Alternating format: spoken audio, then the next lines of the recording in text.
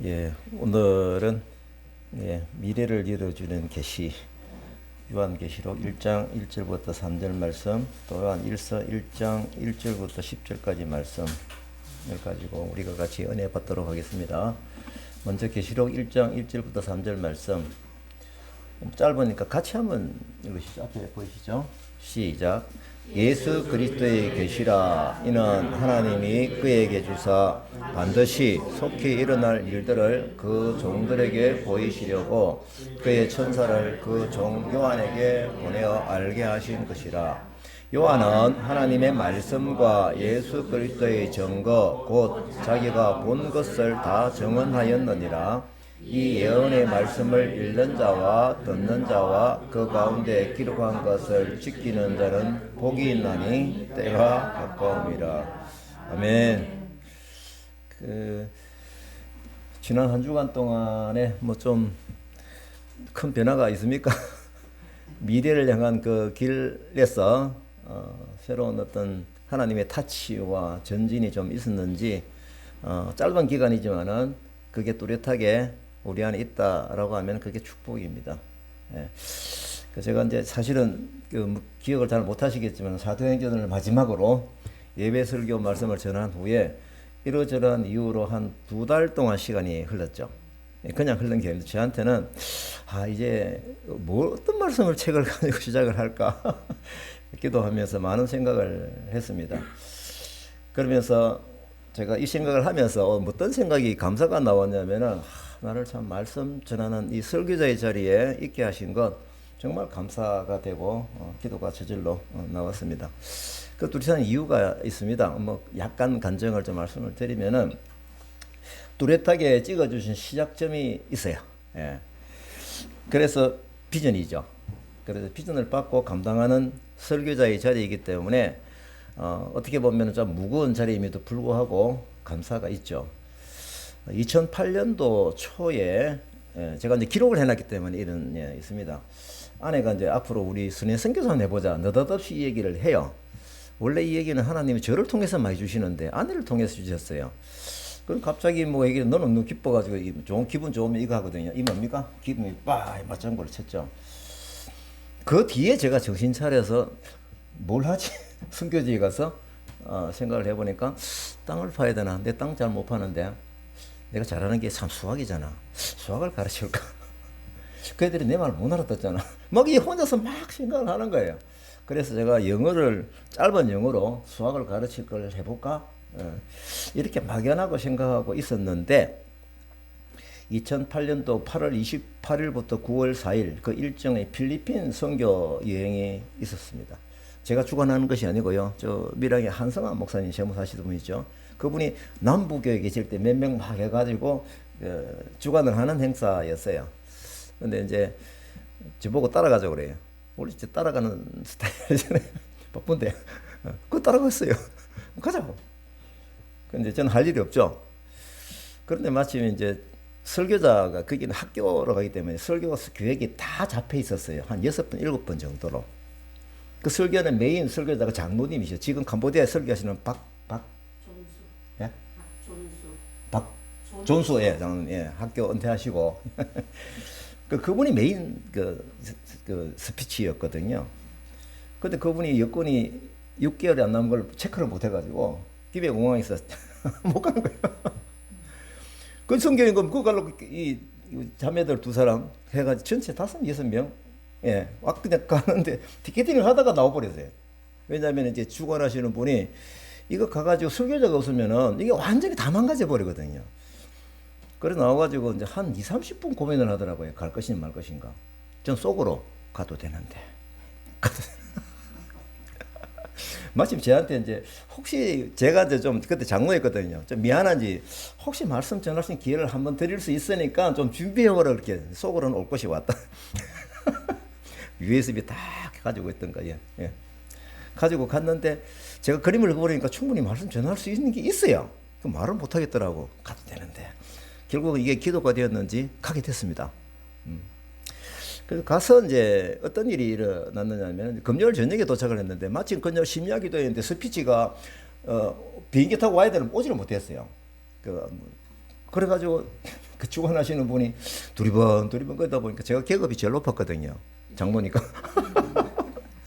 그래서 우리 배경은 아무도 모르죠. 제가 설교를 하는 사람인지 뭔지도 아무도 모르죠. 주관하시는 분은 뚜렷하겠는데 제가 이제 그래서 말씀을 좀 전에 부탁이 들어왔어요. 그래서 이제 속으로 뭡니까?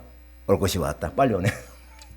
그렇게 해서 시작된 것이 말씀을 전했는데 그 주관하신 거기 계신 교장 선생님인데 고맙다는 인사를 3번이나 해요. 그러니까 위기를 모면했다는 고맙도 있겠지만 뭡니까? 잘했다는 거죠. 죄송합니다. 와, 그래가지고 그 뒤로 이 설교자의 자리에 저를 떳떳하게 내세우세요.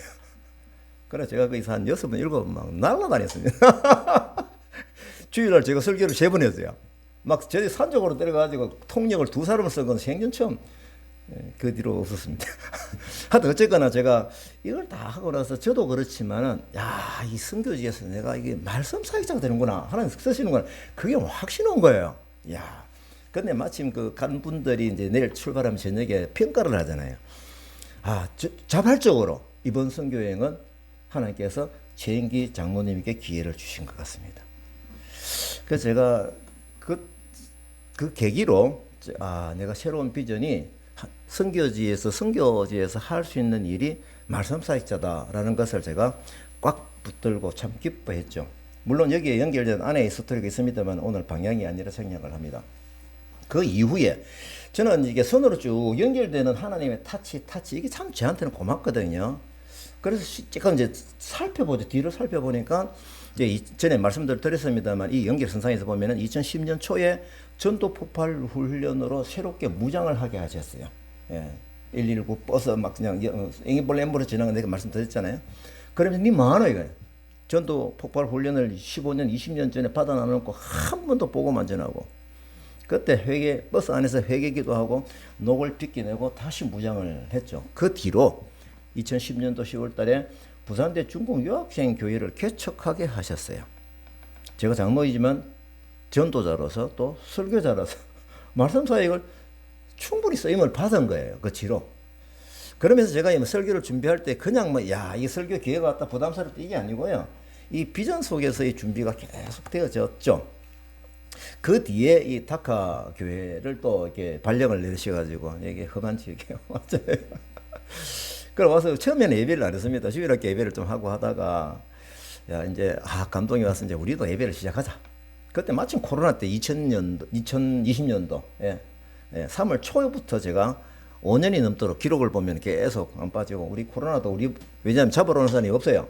왜냐하면 노출이 안 돼가지고 아내 하나 내 하나 이렇게 해가지고 5년은 처음에는 우리 자녀들이 주음으로 연결되고 이렇게 해서 선교사와 이제는 전도사의 신분으로 다카 교회 예배로에서 설교자로 섬기게 됐죠.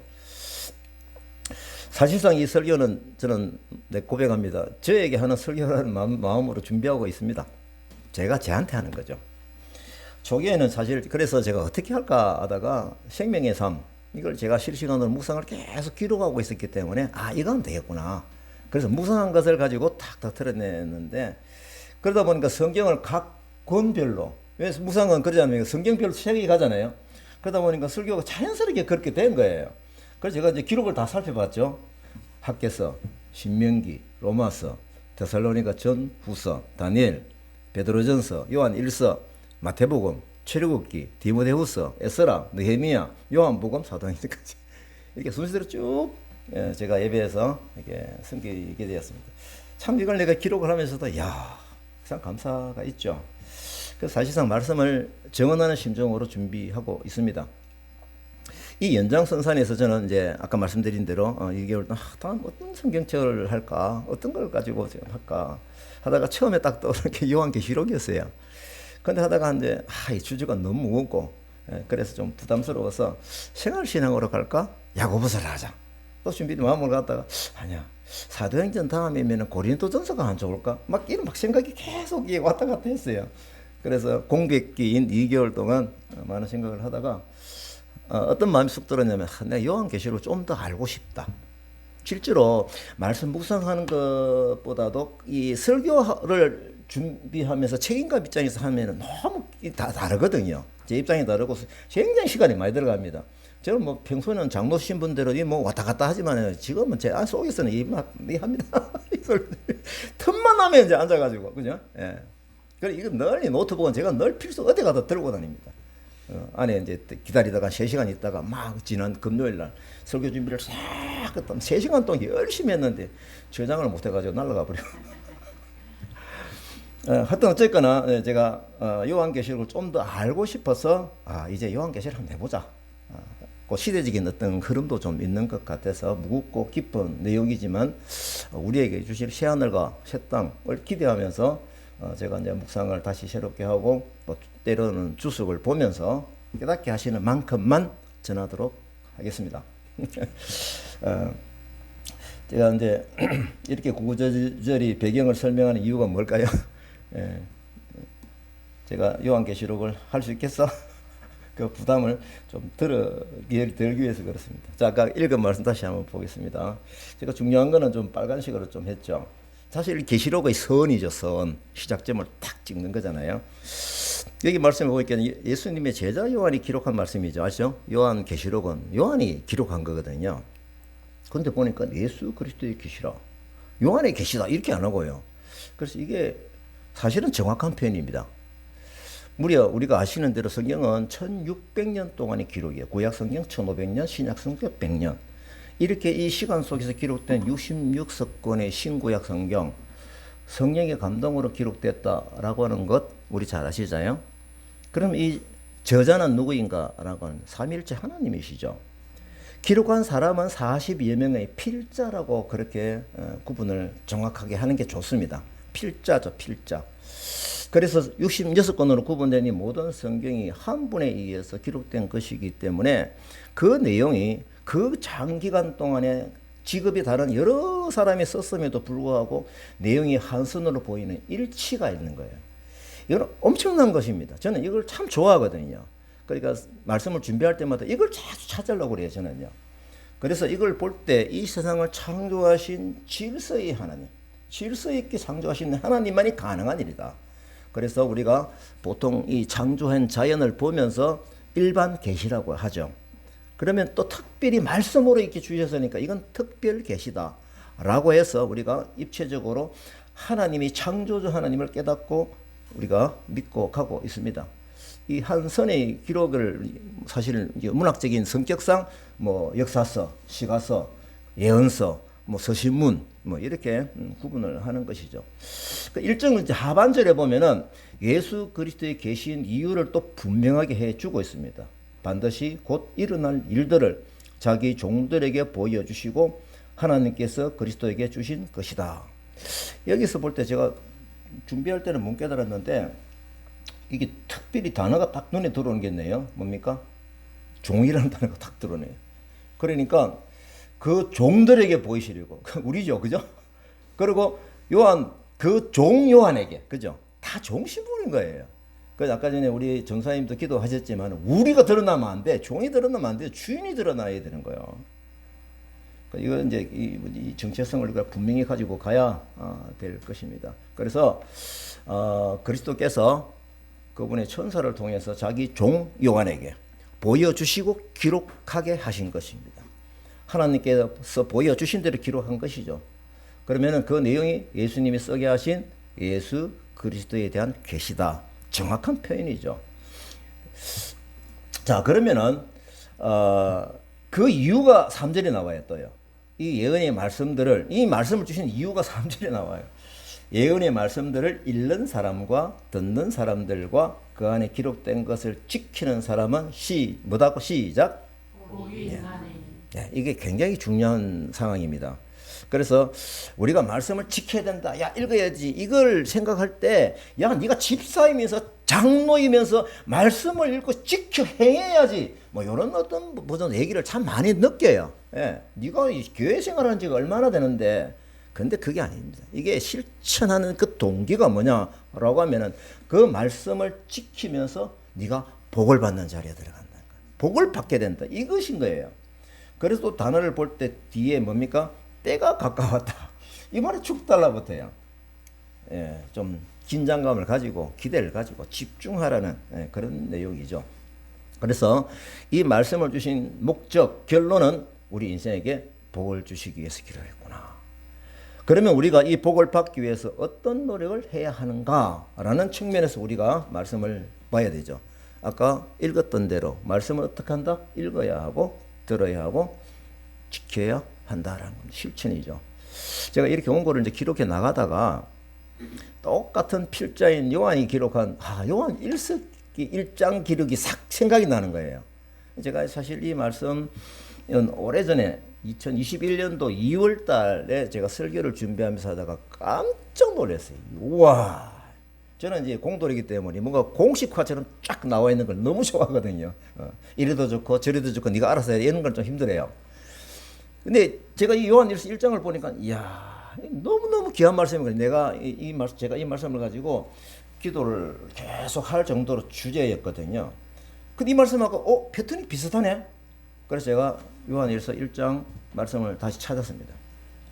자, 아시는 대로 요한일서와 요한계시록은 필자가 똑같습니다. 그죠? 요한이 기록했죠.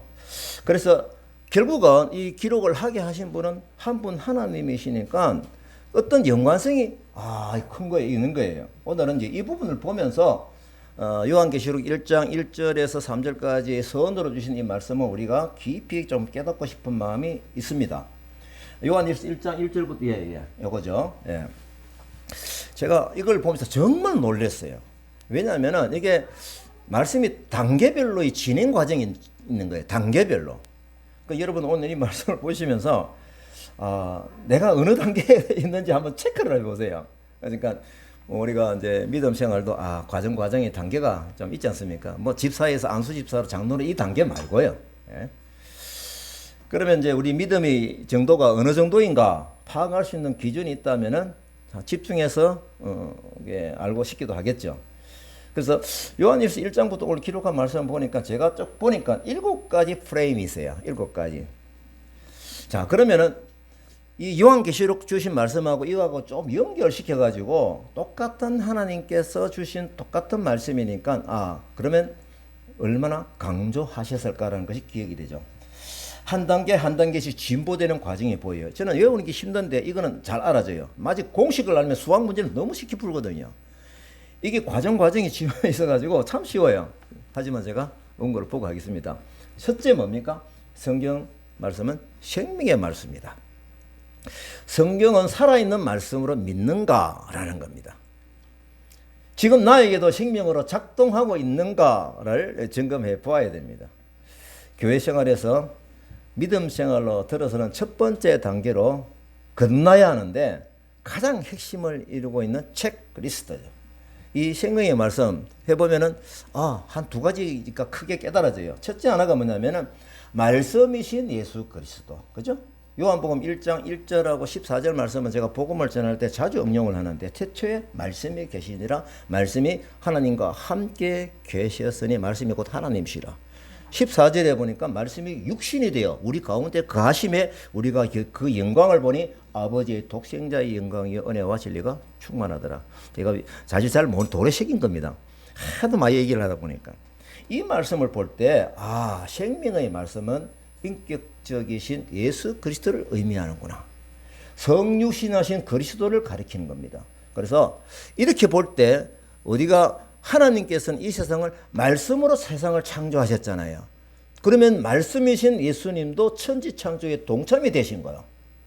그리고 두 번째로 생명의 말씀은 생명의 떡이라고 예수님이 이 땅에 오셔가지고 말씀으로서 다 말씀을 해주셨어요. 그리고 또 막 그냥 양과 염소의 귀에서도 뭔가 이 생명의 떡을 먹을 것을 나누어 주어야 되는 그런 사명을 주셨죠. 관련되는 성경 말씀은 요한복음 6장 35절입니다. 같이 한번 읽으시죠. 시작. 예수께서 이르시되 나는 생명의 떡이니 내게 오는 자는 결코 줄이지 아니할 터이요 나를 믿는 자는 영원히 목마르지 아니하니라. 생명의 말씀이라 하면 생명을 얻어 거듭나게 하는 그 복음을 가리키는 것이죠. 이렇게 2가지 의미는 서로 밀접한 연결이 되어 있는 상호 보완적으로 우리에게 작동이 되는 생명의 말씀인 것입니다. 그래서 복음은 하나님의 살아있는 말씀, 예수님에 대한 본질적인 선포인 것입니다. 자, 정리를 해보면은 말씀이신 예수 그리스도는 이제는 또 선으로 제가 쭉 한번 보고 싶은 거예요. 한번 보세요. 태초에 말씀이 계시니라 했으니까 태초부터 시작이 된 부분이잖아요. 그 말씀이 구약의 역사 속에서 구약의 성경의 예언에서 약속으로 쭉 예수 그리스도를 드러내는 예언이 얼마나 많이 이어왔습니까? 예. 보죠? 이거 좀 제가 복사를, 예. 보이죠? 예. 저는 이제 제가 정리할 수 있는 능력은 없습니다만, 뭐, 정리를 이렇게 했죠. 예수님에 대한 예언이 구약 성경에 300가지가 넘게 기록이 되어져 있다. 그 내용은 지금 타이틀에 나와 있죠.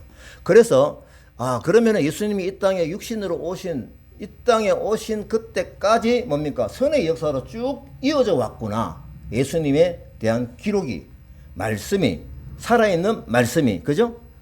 그래서 우리가 요한계시록 1장 1절을 보니까 예수 그리스도의 계시라 이는 하나님이 그에게 주사 반드시 속히 일어날 일들을 그 종들에게 보이시려고 그의 천사를 그 종 요한에게 보내 알게 하신 것이라.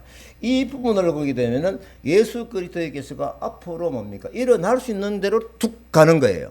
자, 그러면 우리가 연결을 해보면은 태초 때부터 계셨던 그 말씀이 지금 어디로? 오늘 요한계시록으로 주는 말씀으로 쭉 지금까지 현재 진행으로 이어져 가고 있다라는 것입니다.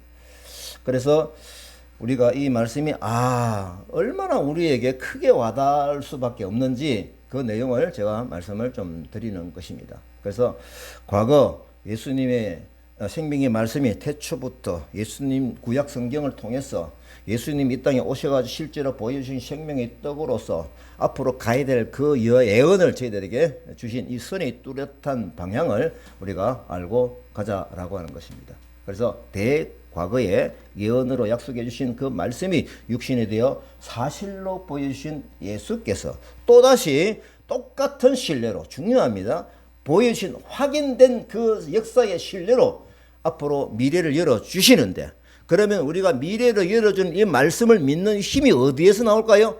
과거에 예수님께서 보여준 그 힘에서 나오는 거예요. 무조건 교회 나오니까 믿어야 되냐? 아멘. 이런 개념이 아니라는 거예요. 그래야 우리가 미래를 바라보는 힘이 생기는 것입니다. 그래서 이 생명의 말씀을 예언해 주신 대로 반드시 일어납니다. 아멘. 예. 이것을 우리가 믿음의 시각에서 바라보자라고 하는 것입니다. 그래서 우리가 말씀을 미래를 열어주는 이 부분이 보통 요한계시록은 겁나가지고 우왕 하고 잡아먹을 듯한 뭐 겁이 나가지고 뭐 이게 아니에요. 우리에게 새하늘과 새 땅을 주는 약속의 말씀인 거예요. 이게 실제로 공부 안 한 사람은 시험 치면 겁이 나지만요, 공부 잘한 사람 시험 날이 왜 빨리 안 오나?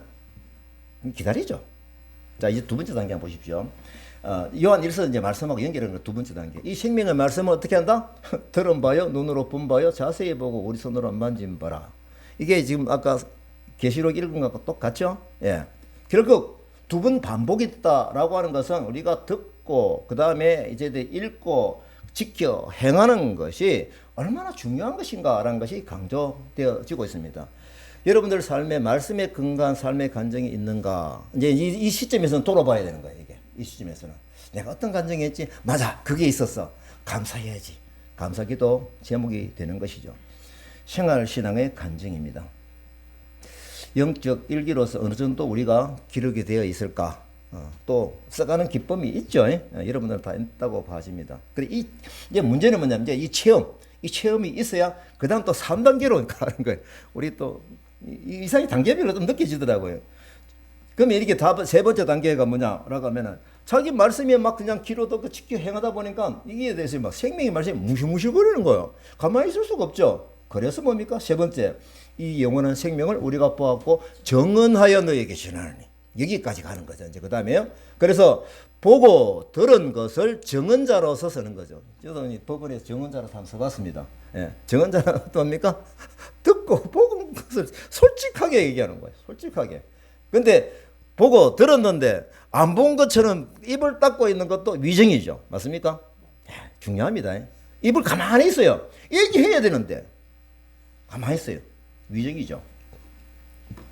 그래서 우리 복음을 전하는 단계까지 가야 하는 상황을 이 말씀을 통해서 요구하고 있구나. 그래서 요한은 하나님의 말씀과 예수 그리스도의 증거, 곧 자기가 본 것을 다 증언하였다라고 합니다. 예, 그럴 수밖에 없죠. 하나님께서 우리 다카 이게 이제 뭐 교회 또는 센터에 8, 90명의 매주 총량으로 볼 때 이주민 근로자들 보내주셨습니다.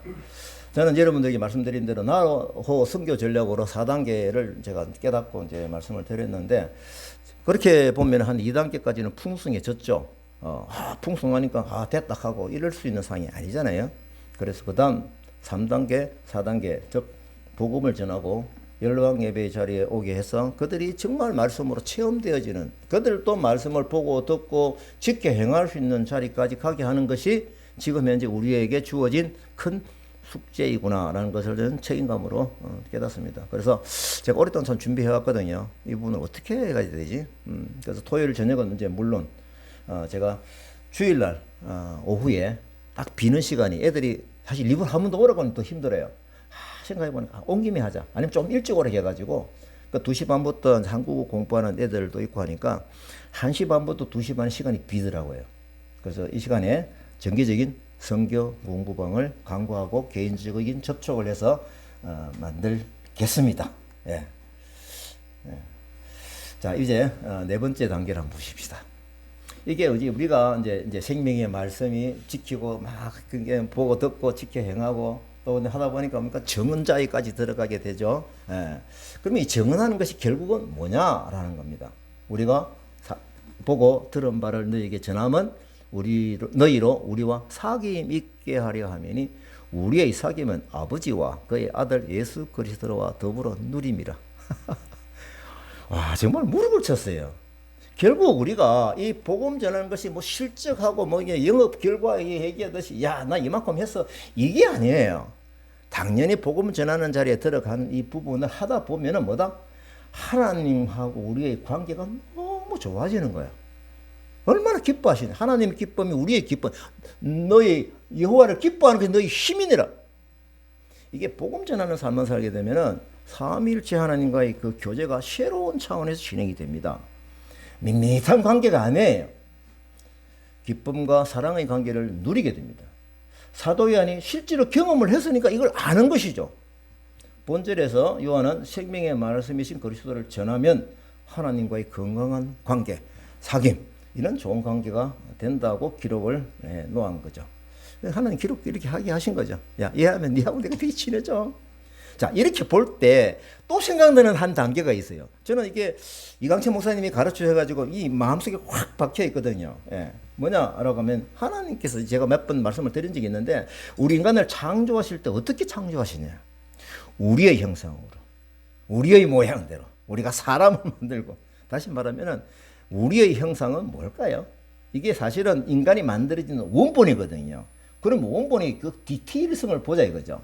태초 때인데 우리라, 그럼 누구시죠? 삼위일체 하나님이라는 겁니다.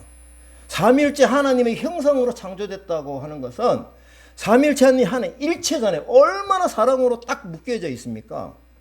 결국은 이 형상이 우리에게 전달이 되었다라고 하는 것은 우리가 이걸 회복해야 되는 거죠.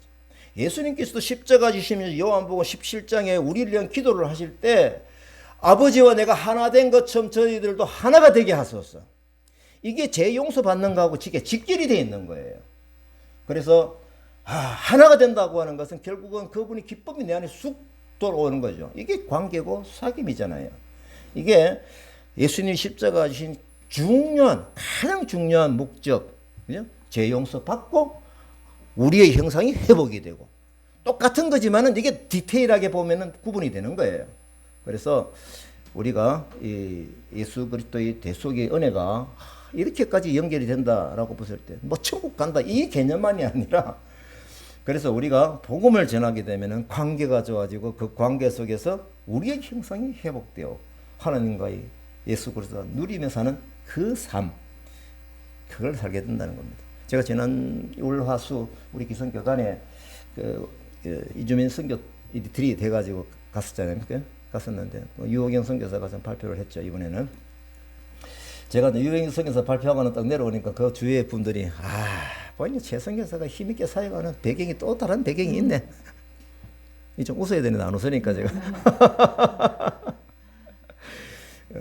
그 행사 중에 이제 보드 게임이 있었어요. 보드 게임이 있었는데 그게 보드 게임 뭐냐면 당신이 각 올해 감사 단어를 하나 생각해라. 그걸 숨기는 거죠. 그걸 막 하면서 이제 알게 되면은 이제 노출이 되는 거죠. 그래서 저는 뭐 어렵지 않게 딱 나왔습니다. 관계. 이게 원래 주신 저에게 선물이거든요. 이전부터 있었지만 제가 이걸 크게 깨닫는 올해가 되었습니다. 이게 감사 내용이거든요. 그래서 게임을 마치고 나면 이제 왜 그 단어를 했는지 이제 설명을 좀 해요. 이게 이제 보드 게임의 목적이에요. 제가 세 가지 사례로 관계 감사를 고백했습니다. 이 모두는 하나님과의 깊은 관계의 바탕으로 하면서입니다. 관련된 말씀은 보면 아까 전에 창세기 1장 26절 우리의 형상대로 만든 그거거든요. 그래서 이 바탕에서 나와 너와의 관계, 나와 하나님과의 관계, 너는 또 하나님과의 관계. 이게 삼위가 하나님의 은혜와 사랑 안에서 딱 있어야 된다는 거죠. 그게 관계의 원리이거든요. 다카사역에서 제가 시간을 하면서 관계로서 얻어지는 복이 첫째 하나가 뭐냐면은 이주민 근로자의 관계에 감사한 거예요. 얼마나 좋아요. 오늘도 문자 와가지고 저 27일날 뭐 방글라데시 가는데 이게 힘든 거 알거든요. 가방 많고 짐 얼마나 많아요. 저까지 택시 타고 가면은 뭐 갈 수도 있겠죠. 하지만 그거 내가 도와준다라고 공개적으로 했기 때문에 이제 27일날 오늘 아침 약속을 했습니다. 땡큐 쏘까지. 어쨌거나 이거는 뭐 제가 뭐 도움을 주는 게 이게 저로 주고받고 반응들 때문에 얼마나 감사하고요. 그래서 우리 복지와 함께 복음을 전할 수 있는 이 관계, 이 정말 제 삶에 있어서 굉장히 기분 좋은 감사죠. 관계 감사. 두 번째 뭐냐면은 저는 이 사역을 하면서 새롭게 떼어진 환경이 이주민 사역 정보를 듣기 위해서 찾아오시는 분들이 많아요. 지지에는 정말 많았거든요. 그래서 선교사님들 오시고 또 어떤 성도분들이 목사님들 오시고 그래서 또 이주민 사역 현장에서 리트를 하면서 그분들하고 만나서 막 이렇게 같은 공통 분모를 가지고 기뻐하는 어떤 이런 관계, 새롭게 형성된 관계 때문에 참 감사가 있습니다. 그리고 이제 세 번째는 여기 계신 분들 동역자들과의 관계. 제가 이 말씀을 드렸죠. 참 사역하면서 웃으면서 하하호호하면서 즐겁게 이 사역을 같이 애너분일 사역이죠. 예. 그러니까 누가 주인이 없는 거야. 그냥 같이 자기 역할에 따라 최선을 다해서 우리가 사역을 감당한다라고 하는 것이 연합사역의 가장 중요한 부분인 것 같습니다. 이게 다카사역의 영적인 운동력이 되고 있다 감사입니다. 그래서 저는 사실 이게 또 기도하다 보니까 이것도 있네. 매일의 감사 기도. 예. 그다음 한번 보십시오. 예. 제가 노출 아이구나. 예. 이건 없습니다. 예, 나중에 있어. 예. 내한테만 있네. 제가 이제 매일의 감사 기도가 있습니다. 이거는 매일 딱 해놨거든요. 자녀와 아내 또 저 과거 감사. 과거에 생각 계속 합니다. 과거에 이런 은혜를 주셨지. 이걸 제가 잊지 않기 위해서 계속 기도하고 있고요. 두 번째는 현재 감사. 자녀와 이 관계잖아요. 굉장히 중요한 과정이니까 저하고 현재 감사 기도를 하고 또 아이들이 기도 제목이 있으면 얘기를 합니다. 그 다음에 이제 사역 감사. 그 다음에 동역자 감사. 그치? 똑같죠, 그죠? 예. 이런 감사가 제 매일의 기도 제목 중에 있습니다. 그래서 결국은 이렇게 여기까지 삶을 살게 되면은 관계가 회복이 되고 우리의 형성이 회복되면은 우리는 무엇을 누리며 살까요? 땡땡 뭐죠? 기쁨 이겁니다. 그게 나와요. 그래서 다섯 번째 우리가 이것을 쓰면 우리의 기쁨이 충만하게 하렵니다. 정말 무릎을 쳐요. 예. 하나님과의 관계가 회복이 되면 우리에게 얻어지는 것이 기쁨이요. 예.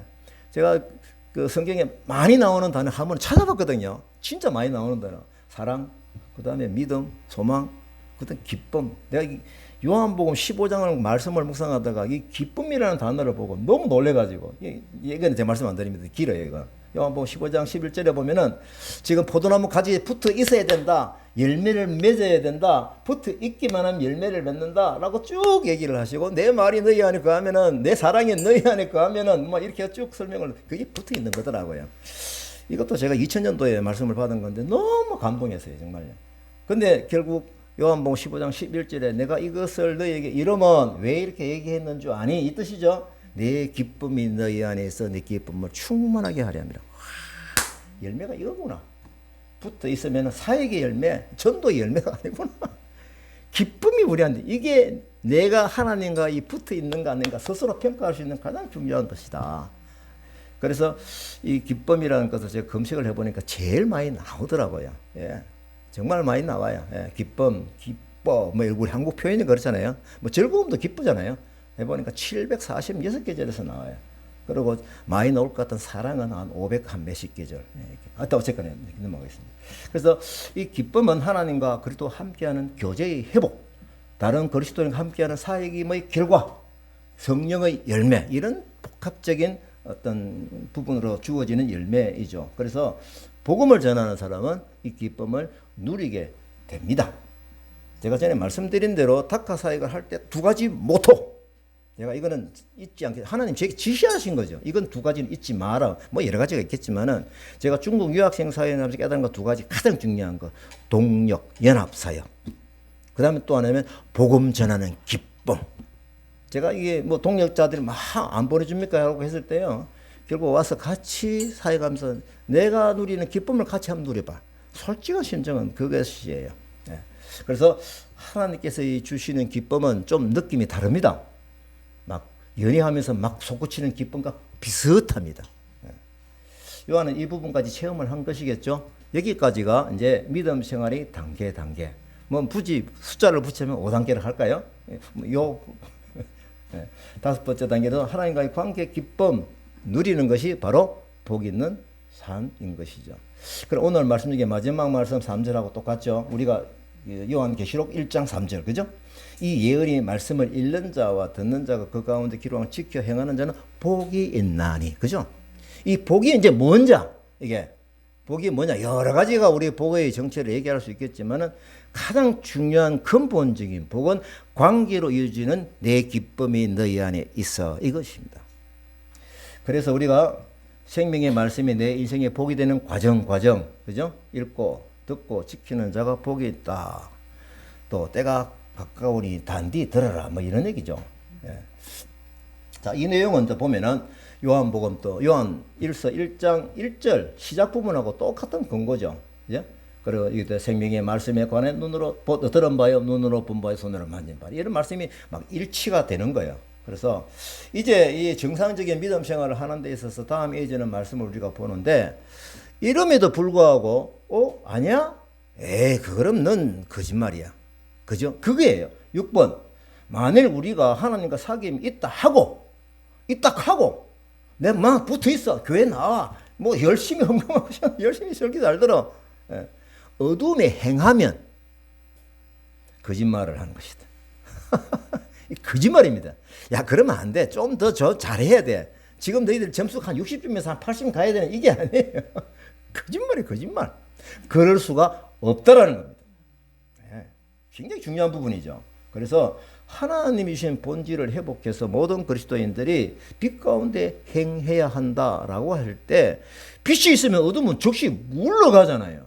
하나님은 빛이시라, 예수 그리스도 빛이시라, 이런 말씀의 전제로 볼 때 우리가 죄성을 품고 있으면 그만큼 어두워져요. 그만큼 어두운 것이에요. 하나님과 사귐이 있다고 말할 때는 진리 안에서 행함으로 실천하는 것이 어둠 속에서 빛을 반사해내는 멋있는 삶을 살게 되는 것이죠. 그럼 장르의 사진. 오늘 사진을 아무리 찾다가 못 찾아가지고 제가 이거 찍을 때 이 마음을 품고 찍었어요. 뒤에 막 그냥 어두운 배경이 쫙 있는데 이 낙엽이지만 빛을 반사해내거든요. 역광이었어요. 역광. 역광인가 산은 어둡게 보이죠. 나는 계곡 옆에 딴 데 있었거든요. 와, 너무 멋있는 거예요. 야, 낙엽이라 하더라도 빛을 반사해내니까 뚜렷하게 보여가지고 사진 작품으로, 내가 작품이 미안합니다. 예. 그래서 이렇게 어두움에서 우리가 예수 그리스도의 빛을 반사해내는 신이여 성교, 뭐 이까지도 생각을 해보는 거예요. 다시 하나님과 사귐이 있다고 어둠에 행하면 거짓하는 자가 된다. 기쁨하고는 거리가 먼 삶이죠. 자, 이제 7번째 나오죠. 이게 이제 중요한 이제 교리인 거예요. 이 바탕, 우리가 잘 짓고 잘 지시의 반석 위에 이 반석이 이거예요.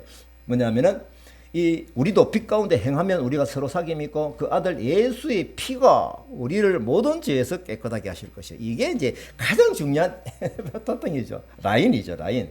그래서 하나님과 이 사귐의 회복은 예수 그리스도의 피 흘리심의 대속의 사랑 때문이다.